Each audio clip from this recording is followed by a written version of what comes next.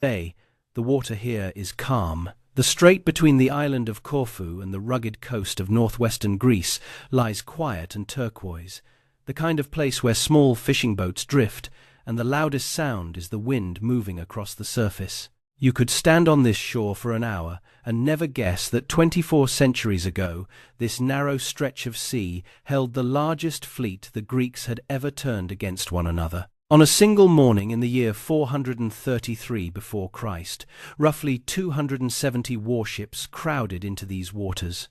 Their decks were packed shoulder to shoulder with armored men. And when the lines finally crashed together, there was no room left to maneuver, no open water in which to turn. Just hull grinding against hull, and thousands of soldiers fighting what was, in every way that mattered, a land battle on a floor of floating wood. Here is the strange part. This was not a clash between Greece and some foreign empire. These were Greeks killing Greeks over a city that most of them could not have found on a map.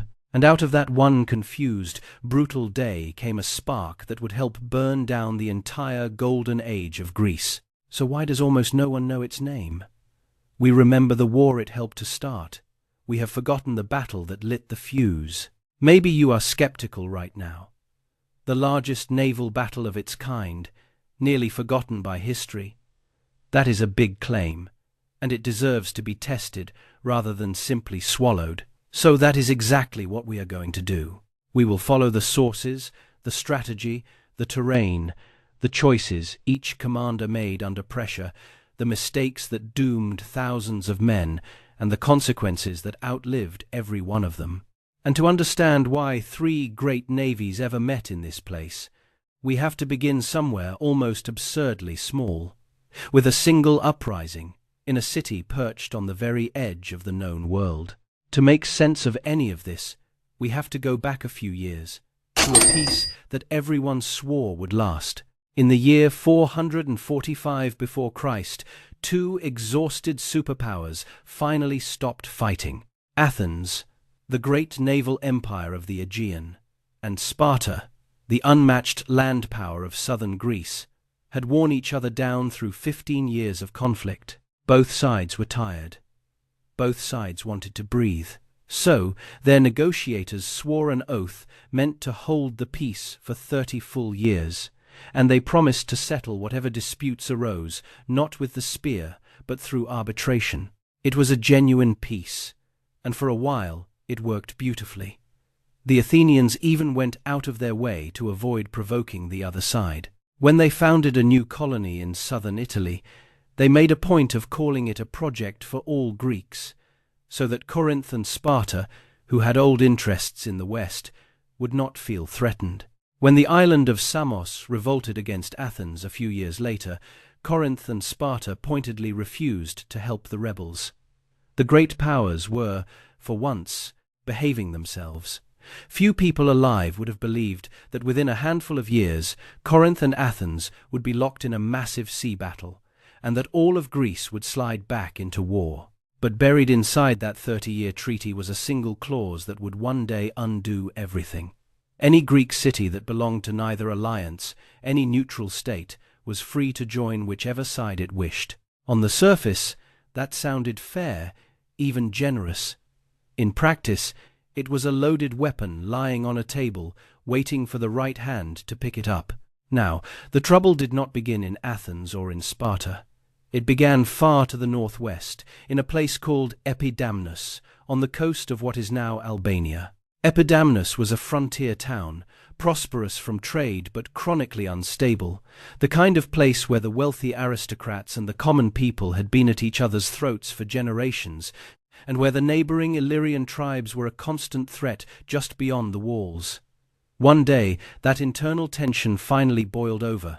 The democratic faction rose up and drove the aristocrats out of the city entirely. The exiles did not simply disappear into the hills.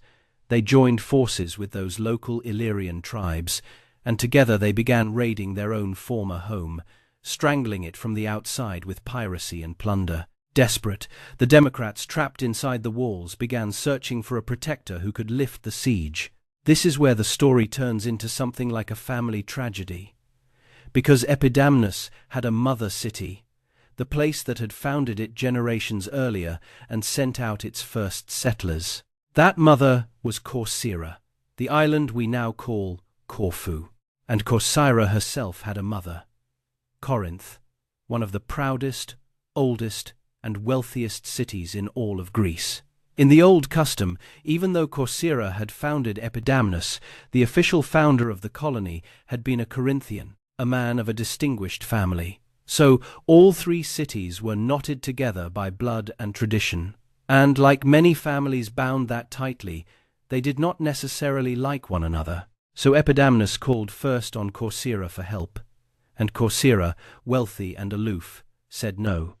The Corcyraeans kept to themselves as a matter of policy. They had built one of the largest navies in the entire Greek world, rivaled only by Athens, and they used that strength mostly to stay out of other people's quarrels. This little civil war up on the mainland was not, they decided, their problem to solve. But a rejected city does not stop looking for a friend. The Democrats of Epidamnus went over Corcyra's head and appealed directly to the grandmother. They sent envoys to Corinth, and Corinth said yes, eagerly. Why? Not because Epidamnus mattered so very much in itself. It was the opportunity that mattered. Corinth and Corcyra had despised each other for a long time. The Corcyraeans, according to our main source, the Athenian historian Thucydides, treated their mother city with open contempt. They had grown richer and more powerful on the sea than Corinth herself, and they did not bother to hide their pride about it. For a city as conscious of its honor as Corinth, that was a wound that never stopped aching. And here, suddenly, was a chance to humble the arrogant daughter, to put her in her place. So Corinth sent soldiers and fresh settlers north, and adopted Epidamnus as her own colony. That decision lit the first fire. Corcyra reacted with fury. The island that had refused to lift a finger for its own colony now could not bear the thought of Corinth planting a garrison in its own backyard. The Corcyraeans sailed out with a fleet, demanded that the new Corinthian settlers be expelled and the old exiles allowed home, and when those demands were refused, they laid siege to Epidamnus themselves. Corinth, insulted twice over now, scrambled to assemble a relief fleet and a force of around 2,000 heavy infantry to break the siege. The two navies met in the year 435 before Christ off a headland called Lusime at the southern tip of Corfu. The Corcyraeans split their forces, keeping part of the fleet at the siege and sending around 80 ships to meet the enemy. They sent a herald ahead first, one last attempt to talk the Corinthians out of a fight. It failed, and when the lines closed, the result was decisive. Corcyra crushed the Corinthian fleet, captured 15 of their ships, and won command of the western seas. On that very same day, hundreds of miles away, the besieged city of Epidamnus surrendered. 2 victories at once. The proud daughter had beaten the proud grandmother, and beaten her badly. Here is the moment where a more cautious power might have stepped back. Corinth had lost. The smart move, the safe and rational move, was to swallow the defeat, count the cost, and walk away from a quarrel that had already proven expensive. Corinth did the precise opposite. Losing did not cool Corinth's anger, it made it burn hotter. Honor had been wounded in front of the whole Greek world, and wounded honor demanded an answer. So instead of quitting, Corinth spent the next 2 years methodically preparing for revenge. She poured money and labor into building a brand new fleet, larger and better than the one she had lost. She sent envoys across Greece, recruiting ships, money, and rowers from allies and from cities with grievances of their own, places like Megara and Ambracia. For a year, the two sides even sat facing each other across the water near the mouth of the Ambracian Gulf, 2 armies and 2 fleets locked in a tense standoff that drained both treasuries before they finally went home for the winter. All the while, quietly and patiently, the grandmother was reloading her weapon, and on the island of Corcyra, the mood was beginning to change. For years, the Corcyraeans had been proud of their independence, their refusal to bow to either great alliance, but independence carries a hidden price. When you stand alone, you have no friends to call when the real storm arrives. And the Corcyraeans could see this storm building on the horizon. They had won at Leuceme, yes, but they were a single island, and Corinth was a city backed by the whole Peloponnesian network of allies. In a long war of attrition, numbers would win in the end, and the Corcyraeans knew it. So the isolationists made a fateful decision. They would go looking for the one ally powerful enough to save them. The only navy in all of Greece that was greater than their own. They would sail to Athens, and in doing so, without fully realizing it, they would risk dragging the entire Greek world into the very war it had sworn, just 12 years earlier, to never fight again. If you are the kind of person who finds these turning points fascinating, the quiet moments where a single decision tips the world toward catastrophe, then consider subscribing as we go, because this channel lives on exactly these stories.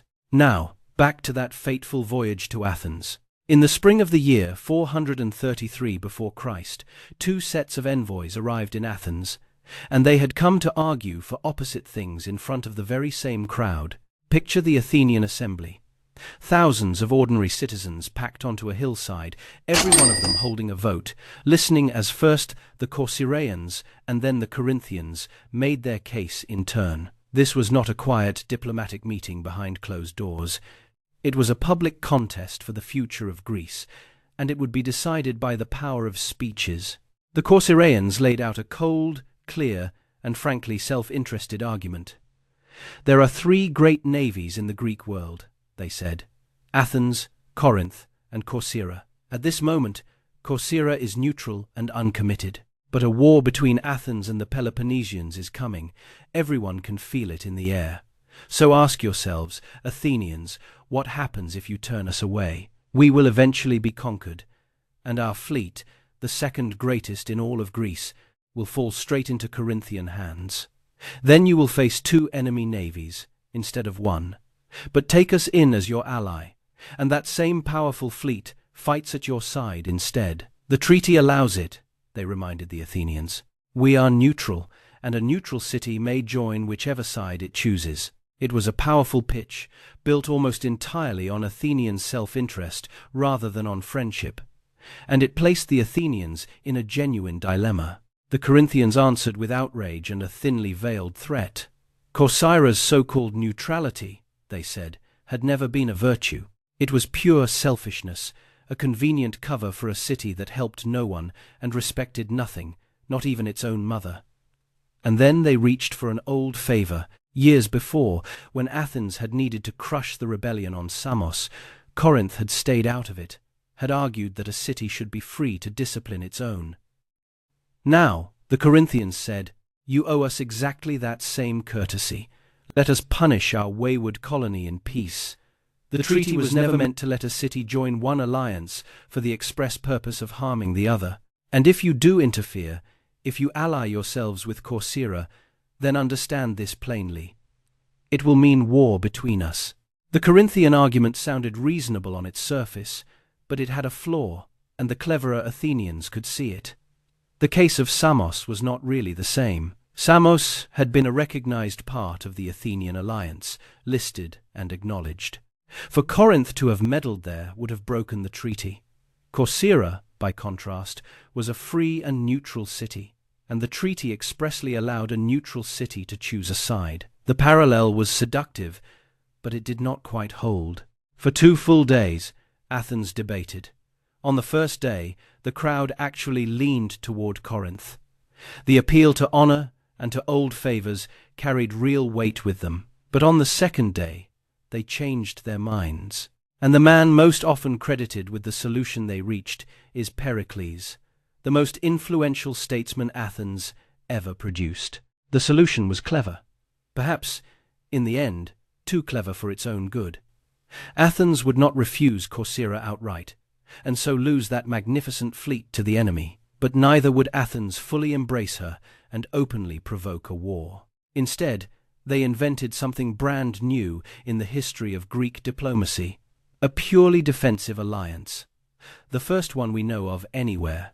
Athens would come to Corcyra's aid if Corcyra were attacked, but Athens would not join any offensive campaign against Corinth. It was a careful, loyally threading of the needle. And to make the gesture real, they sent ships, but only 10 of them, 10 triremes, a token squadron, carrying one strict and very specific order.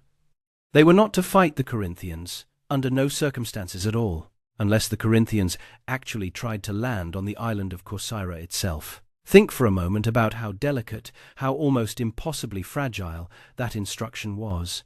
10 ships sent directly into the path of a fleet of 150 with orders to do very nearly nothing. It was a message more than a military force, and the message was aimed less at Corinth and more at Sparta, watching from the wings. It said, "We are not breaking the peace, we are only protecting a friend from being destroyed. There is no need for any of this to become a war." It was a beautiful idea on paper. The trouble with beautiful ideas is that battles do not stop to read the instructions. Now, you might reasonably wonder, why here?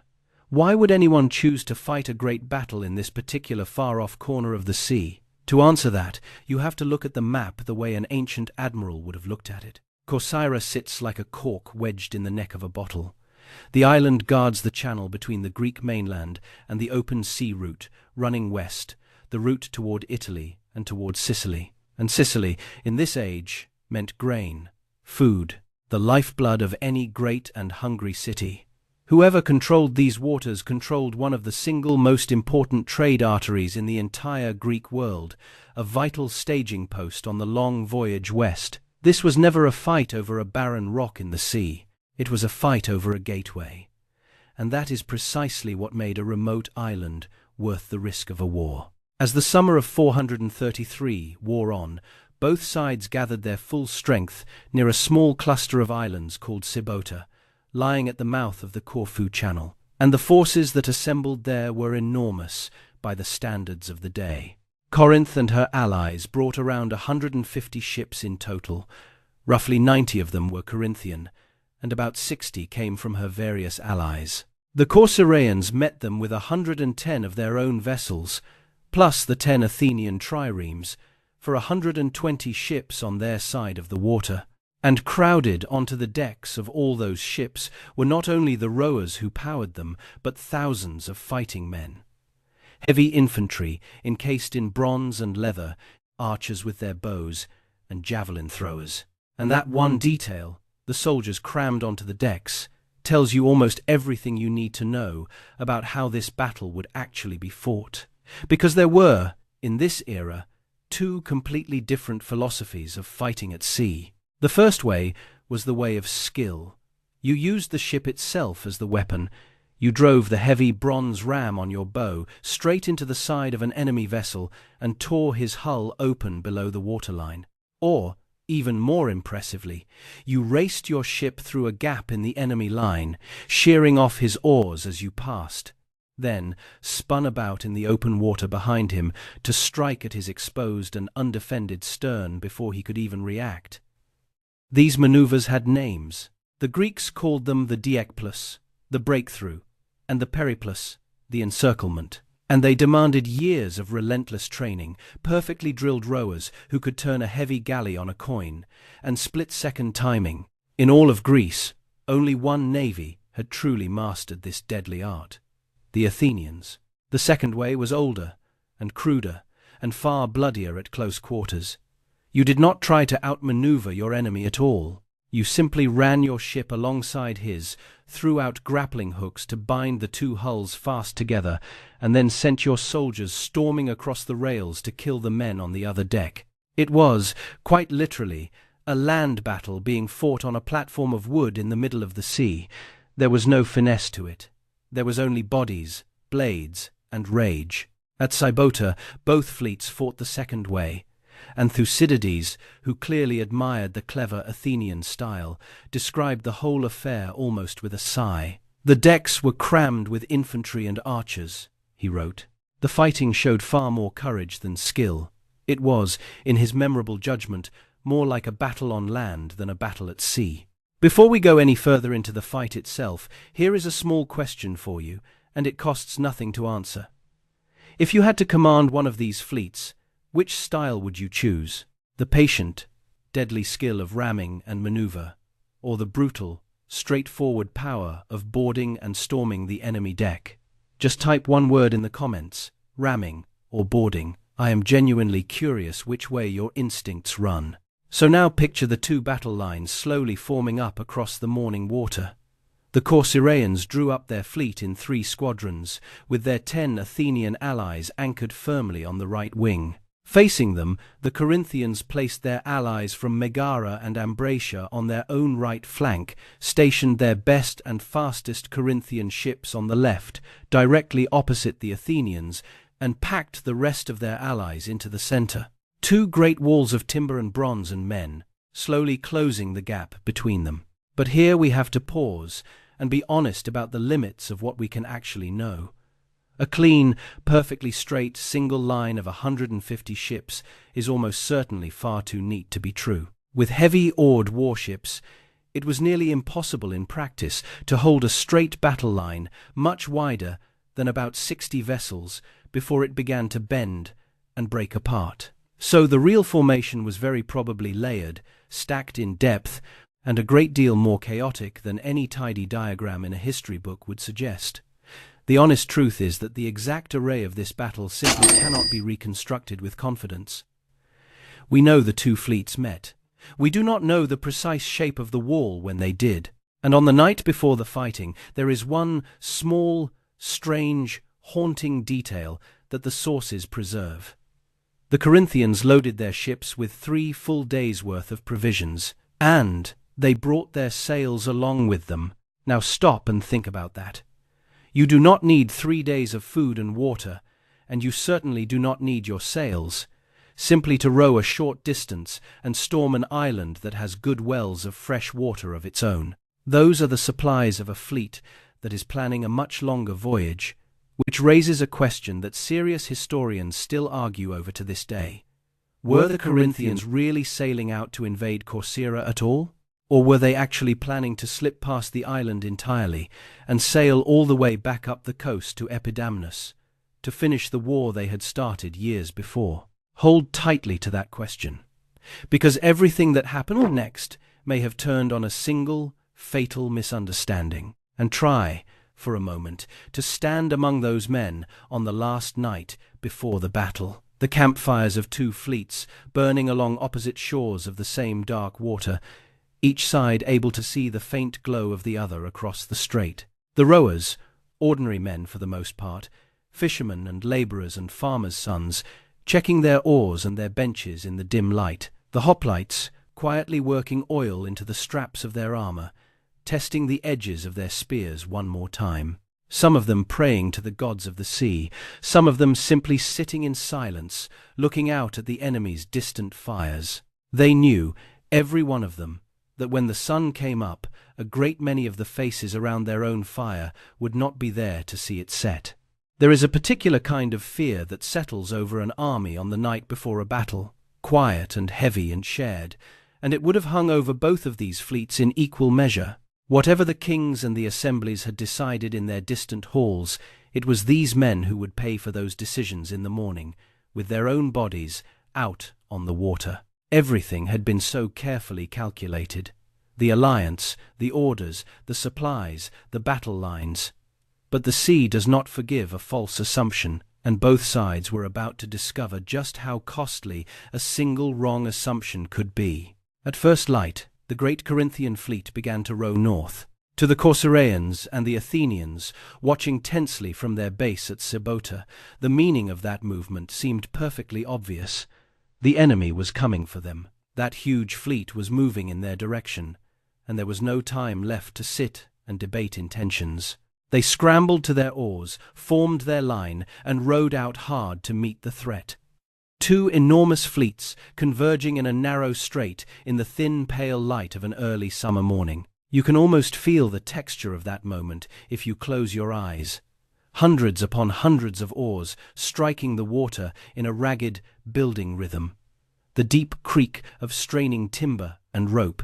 The flat smell of pitch and sweat and salt water hanging over everything. And underneath all of it, that thick, heavy, unbearable silence that comes in the last minutes before violence, when thousands of men can see the enemy clearly across the water but have not yet begun to die. And right here, at the very beginning, sits the great unanswered question of the whole day. If the Corinthians were truly only trying to slip past the island toward Epidamnus, then this entire battle, this catastrophe that would help shatter the peace of Greece, may have begun as nothing more than a tragic misreading. A fleet moving with one purpose, mistaken by frightened men for a fleet moving with another.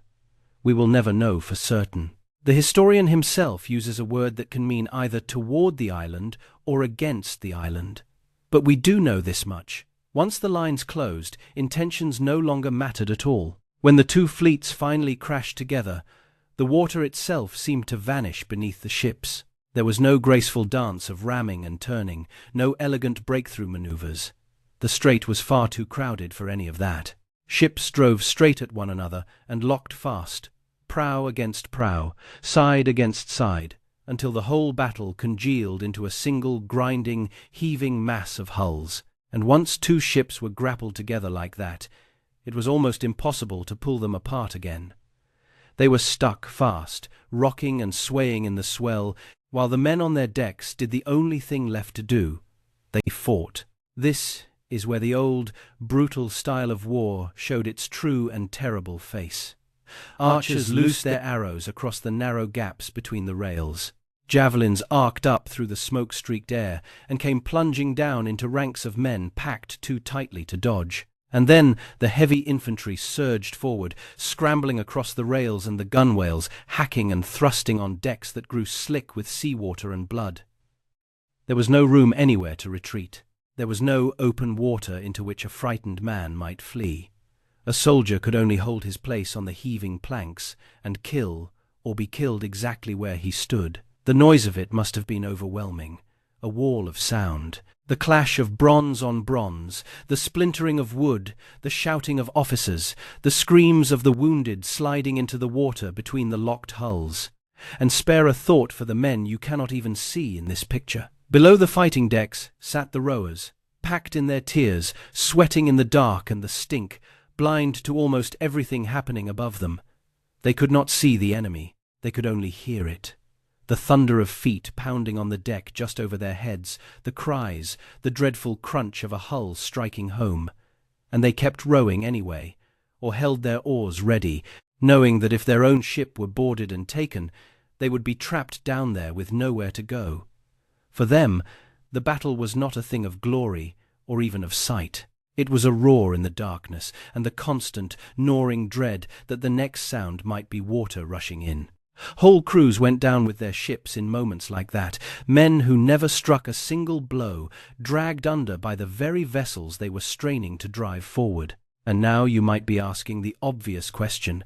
The Athenians had perfected the smarter, deadlier way of fighting. The ramming, the maneuvering, the skill that could have torn this clumsy brawl wide open. So why on earth were they barely fighting at all? Because of those orders. Those careful, clever, lawyerly orders from Athens. Do not engage the Corinthians, not unless they try to land on the island. So the 10 Athenian ships hovered at the very edges of the chaos, holding back, darting in only enough to steady their hard-pressed allies wherever the pressure grew most desperate, but never, ever striking the first true blow. The single most dangerous navy in all of Greece was sitting on its hands, bound and gagged by a piece of fine diplomacy that had been written hundreds of miles away by men who would never see this water. For now, for a long and exhausting while, the battle hung in the balance, a vast and shapeless struggle with no clear master and no end in sight. And it went on, and on. This was not the quick, decisive clash that a clean line of rams might have produced. Because the fighting was a matter of boarding and grappling and killing at arm's length, it ground forward slowly, ship by ship, deck by deck, through the long hours of the morning and into the heat of the day. Men fought until their arms could barely lift a shield, and then they fought on anyway, because the only alternative was death. Ships that had been locked together for an hour would finally come apart, one crew dead or broken, only for the survivors to drift into a fresh tangle and begin the whole nightmare again.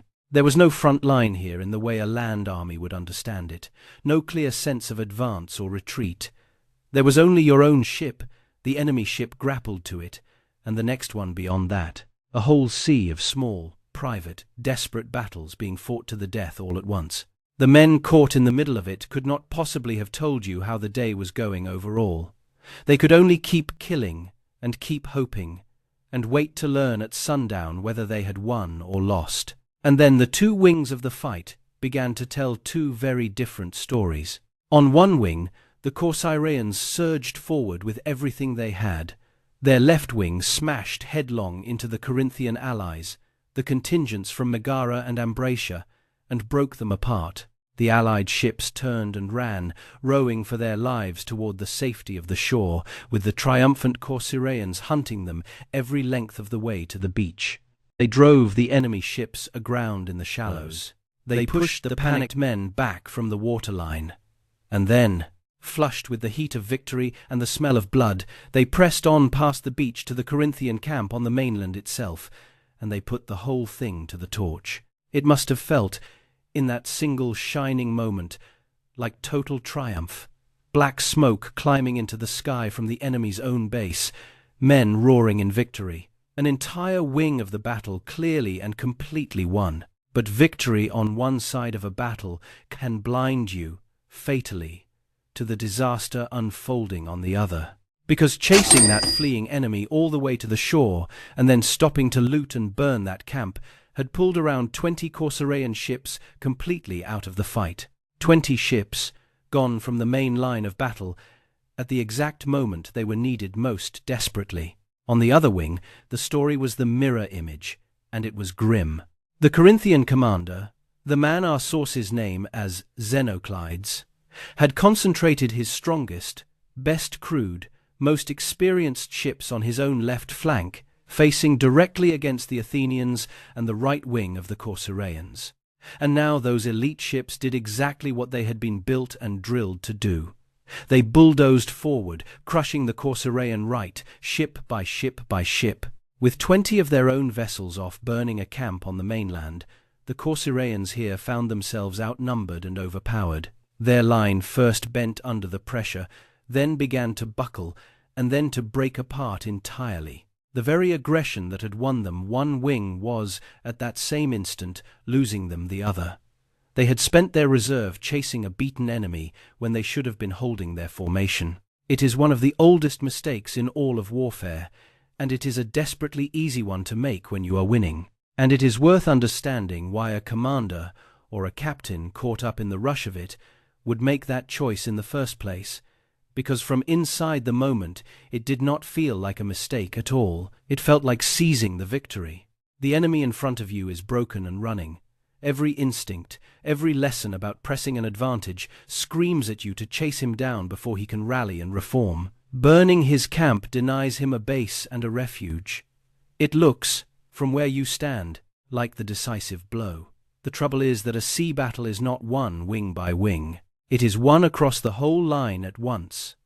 And while those 20 Corcyraean ships were busy delivering what looked like a knockout punch on the left, the right side of their own formation was quietly being torn to pieces for want of exactly those 20 ships. The reckoning for a local victory can arrive as a general defeat. That is the cruel arithmetic of the thing, and it has decided battles from this straight all the way down to the modern age. This was the moment when everything turned. The 3 Athenian captains, watching from their station on the right, now faced the single hardest decision of the entire day. Their allies were visibly collapsing right in front of their eyes. Men were dying, ships were being swamped and boarded and lost. And their orders, those precise, unbending orders, said clearly, "Do not engage unless the enemy moves to land on Corcyra." But the Corinthians were not landing on Corcyra. They were simply winning at sea, and grinding the Corcyraean fleet to splinters while they did it. Imagine, just for a moment, being one of those 3 Athenian commanders standing on a heaving deck. Obey your orders to the letter and watch your ally be destroyed, and very likely watch that magnificent fleet you were sent to save fall straight into enemy hands. Or disobey those orders and risk igniting the exact war that Athens had spent 2 full days of agonized debate trying to avoid. There was no clean choice available to them. There was only a bad one and a worse one, and the sea was not going to wait while they made up their minds. And then, in the end, the decision made itself. As the Corcyraean right wing shattered and the rout became undeniable, the Athenians could hold back no longer. They abandoned the pretense of neutrality. They drove their ships forward into the thick of the fighting, openly now, no more hovering at the edges, striking hard at the Corinthians to keep them off the fleeing, broken Corcyraeans. The careful fiction of the defensive alliance dissolved in a single instant. The moment an Athenian ram tore into a Corinthian hull, a line had been crossed that no clever envoy could ever uncross afterward. Whatever the great treaty had said on its tablets of stone, Athenians and Corinthians were now killing one another in open water, and here, for the first time all day, you could glimpse what Athenian seamanship actually meant. Even just 10 ships, fighting in earnest at last, did not simply add 10 more hulls to the brawl. They moved differently. They picked their targets, struck where the Corinthians were most exposed, and pulled back out before they could be grappled and swarmed. They bought time and space for the Corcyraeans to disengage and run. It was not enough to reverse the day. 10 ships against a victorious fleet of 150 never could be. But it was enough to blunt the killing edge of the pursuit, enough to keep the rout from becoming an annihilation. For the briefest moment, the smarter way of war stepped onto the stage, and everyone on that water could see the difference. And then it was over, swallowed back into the chaos, because even brilliant skill cannot do the impossible. By late in the afternoon, the Corcyraean fleet was breaking apart for good. The survivors did not even try to flee back to their own base at Sybota. They scattered toward the southern part of their own island, simply running for their lives across the open water. The Corinthians had won the day's fighting, and they had won it clearly and unmistakably. What followed is the part of the story that our sources record with a kind of quiet horror, and we will not linger over it cruelly. As the Corinthians rowed back through the drifting wreckage, among the shattered hulls and the men struggling and drowning in the water, they did not stop to take prisoners out of any mercy. They killed many of the helpless men in the water where they floated. And in the smoke and confusion, Thucydides tells us, they even killed a number of their own allies by mistake. It was not a clean or an honorable victory. It was a slaughter in the surf, the kind of thing that happens when discipline finally dissolves and exhaustion and rage take over completely. When the grim counting was finally done, the losses were heavy, and they were lopsided. The Corcyraeans had lost around 70 ships. The Corinthians had lost around 30. The exact number of men who died in those waters that day is simply not something our sources record with any real certainty, and we should be honest about that, rather than inventing a figure to sound impressive. But on crowded warships like these, packed with rowers and soldiers, the toll in human lives was surely in the thousands. The Corinthians had also taken more than 1,000 prisoners, a detail we will return to shortly, because of the cold and calculating thing they chose to do with those captives. By every measure of that single day of fighting, Corinth had won the Battle of Sybota. And then, over the next few hours, Corinth proceeded to throw that victory away. As the daylight began to fade, the Corinthian fleet reformed its lines and began to advance once more, heading toward Corcyra. Whether they meant to finally land on the island or to continue some other plan entirely, we honestly cannot say for sure. The Corcyraeans and the Athenians, exhausted and bloodied and battered, braced themselves for one final, desperate stand to keep the enemy off their shore. And then, quite suddenly, the Corinthians stopped. They began to back their oars, churning the water, pulling away, retreating from the very fight they had been winning. The Corcyraeans, watching, could not understand it at all. They had been beaten. Why was the victorious enemy now rowing backward, away from a battle that was clearly his? The answer was out on the horizon. The Corinthians, peering south into the failing light, had spotted ships, 20 more triremes, rowing hard and fast directly toward the battle. They were Athenian. A second squadron, sent out by Athens to reinforce the first 10, under the command of a man named Glaucon. And here is the crucial thing. the detail on which the entire outcome hinged. The Corinthians had no way of knowing that it was only 20 ships. From that distance, in that fading evening light, all they could see was that more Athenian ships were arriving, and they had no possible way to know how many more might be following behind them, just out of sight. Was this the leading edge of the entire Athenian navy, bearing down on them? That single fear was enough to change everything. The fleet that had just won the battle, the fleet that still had well over 100 ships left and held every advantage, turned and pulled back rather than risk a clash with a force whose true size it could not measure. A great and hard-won victory, checked at the final moment not by a brilliant counterattack, but by 20 ships and the simple, paralyzing dread of what they might represent. Sometimes the most powerful weapon on any battlefield is not a sword, or a ram, or a wall of armored men. Sometimes it is simply uncertainty. When morning came at last, the sea was quiet again.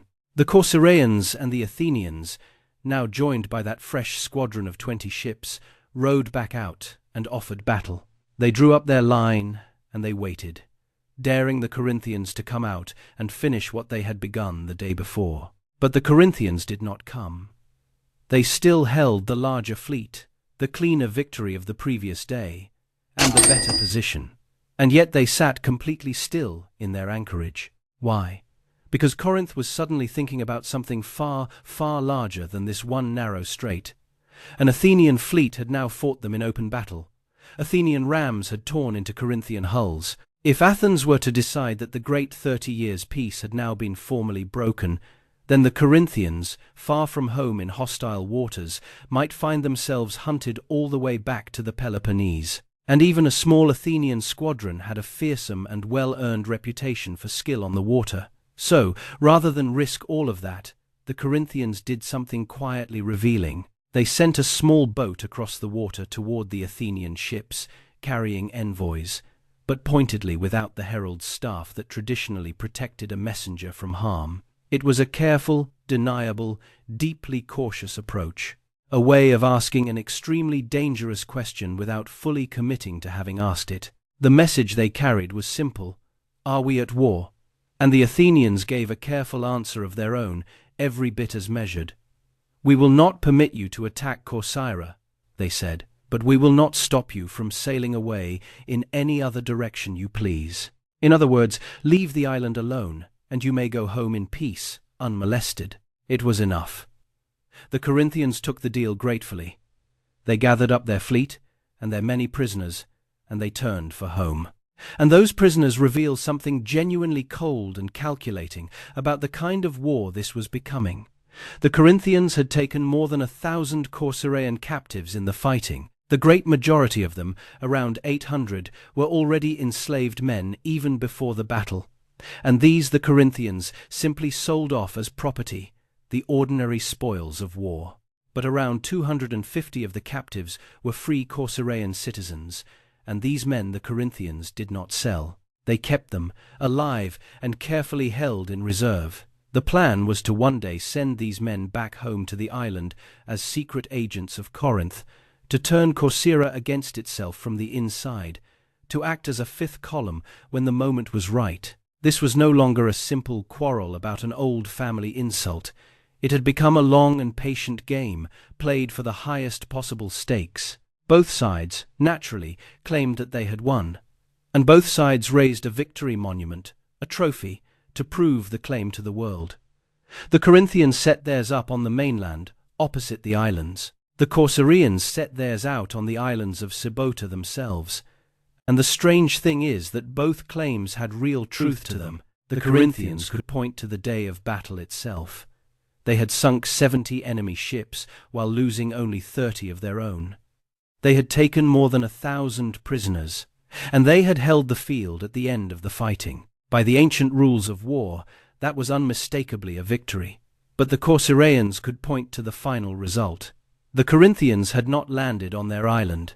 They had not conquered Corcyra. They had, in the end, sailed away. The fleet had survived, the island remained free, and to the Corcyraeans, that was the only victory that truly counted. Some historians today come down firmly on Corinth's side. judging that she clearly won the battle and then foolishly squandered it the very next morning by refusing to fight on when she still held by far the stronger hand, with 120 ships against a battered enemy reduced to perhaps 80.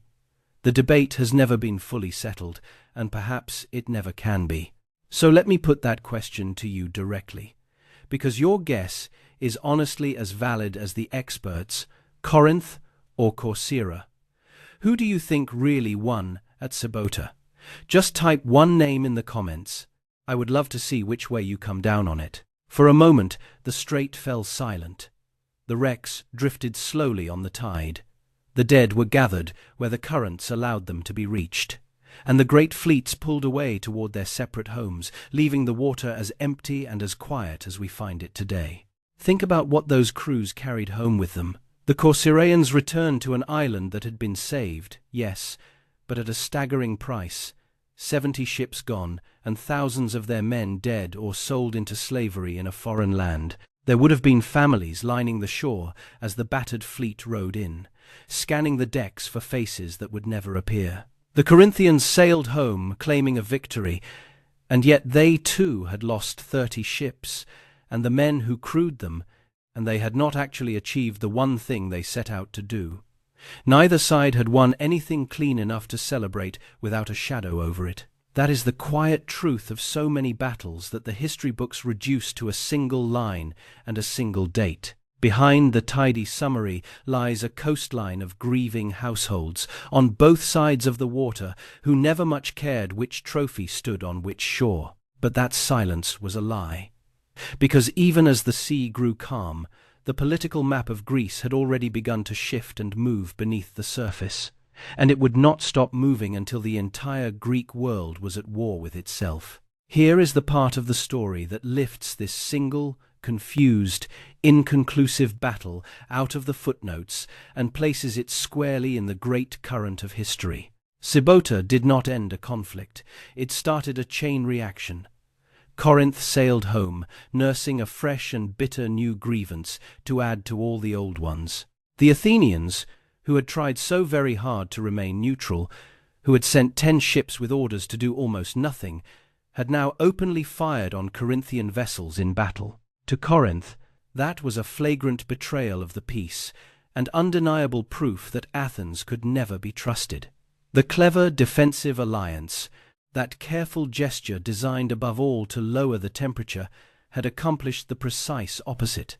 It had handed Corinth a wound that she would absolutely refuse to let heal. And the Athenians, for their part, understood almost at once that their elegant half-measure had failed completely. So they began bracing themselves for the war they had hoped to avoid. They demanded guarantees of loyalty from Potidæa, an awkward city that was at once a tribute-paying ally of Athens and a colony of Corinth. They struck hard at another Corinthian ally, the city of Megara, with a harsh trade embargo that shut the Megarians out of every market and every harbour in the Athenian Empire, a measure so severe it became infamous. One by one, the small frictions multiplied and deepened, and behind very nearly every one of them stood Corinth, pushing, prodding, urging the Spartans to act, insisting at every opportunity that the growth of Athenian power had become a threat to all Greek freedom that simply could no longer be ignored. And in the end, it worked, though perhaps not for the reasons the Corinthians shouted in the assembly halls. Thucydides himself looked past all the individual grievances, past Epidamnus and Sybota and Potidæa and Megara, and pointed to something deeper and harder underneath them all. The truest cause of the war, he believed, was simply the growth of the power of Athens and the alarm that this steadily rising power inspired in Sparta. The grievances were real, and they were the sparks. But the dry tinder had been piling up for 50 years, ever since Athens had transformed itself from one city among many into an empire that stretched across the Aegean. Sybota and the quarrels that followed it were the matches. The fear was the fuel. And once a great power becomes frightened enough of a rising rival, almost any spark will do. Within just 2 years, in the year 431 before Christ, Sparta and her allies formally declared that Athens had broken the treaty. The 30 years' peace which had so solemnly promised 3 full decades of calm, had lasted barely 15. And the war that came pouring out of that broken peace, the great Peloponnesian War, would grind on for 27 brutal years. It would devastate the countryside of Greece, hollow out its proudest cities, and slowly drain Athens of the very wealth and confidence that had made it the wonder of the ancient world. The golden age of Greece did not end with one dramatic, decisive blow. It ended slowly, painfully, over decades of war. And one of the first true sparks of that long fire was struck right here, in this quiet and unremarkable strait. So what do we carry away from all of it? A few hard lessons that have not aged a single day in 24 centuries. That a small, limited, carefully hedged commitment, made with the very best of intentions, can still drag you straight into the fight you swore you would avoid. That wounded pride can drive a powerful and otherwise rational city to escalate a quarrel that cool reason alone would have quietly settled. And perhaps most of all, that the most dangerous force in any tense standoff is very rarely outright malice. It is misunderstanding. It is the failure of each side to truly grasp what the other one is actually doing. Remember that the Corinthians may have only been trying to sail past the island. Remember that 20 ships on the horizon, their true numbers unknown, were enough to turn a clear victory into a sudden retreat. So very much of what happened in this place turned on what men assumed, rather than on what they actually knew. Thucydides, watching all of it unfold with his famously cold and clear eye, refused to blame the gods for any part of it. He believed that war, as long as human nature remains what it is, can be understood entirely through human reason, through fear and pride and ambition and simple misjudgment, the very same forces, if we are honest with ourselves, that still move people and nations today. Centuries later, the water here is calm again. You can stand on this very shore where 2 great fleets once locked together until the sea itself disappeared beneath them, and hear nothing at all but the wind moving over the surface. The trophies crumbled away long ago. The names of nearly every man who died here were never written down at all. What remains is the quiet and a single question that history has left wide open for us. If no one truly wanted this battle, if it may well have begun in a misreading and ended in a draw that both sides claimed, then who, exactly, started the war that followed it? The answer is not nearly as simple as a villain and a victim. And maybe that is the most unsettling lesson this empty strait has to offer, that the great catastrophes of history are not always the work of monsters. Sometimes they are the work of careful, reasonable people, each one making what feels like a sensible choice in the moment, until all of those sensible choices add up, one by one, to disaster. If this story helped you see a forgotten corner of history a little more clearly, do me a small favor and give it a like. It genuinely helps these old battles find new listeners. And if you want more stories exactly like this one, more of the battles and the empires and the quiet decisions that changed the world, then subscribe and come along with me. There are a great many of these tales still waiting to be told. Thank you, truly, for spending this time here. Until the next one, take care of yourself.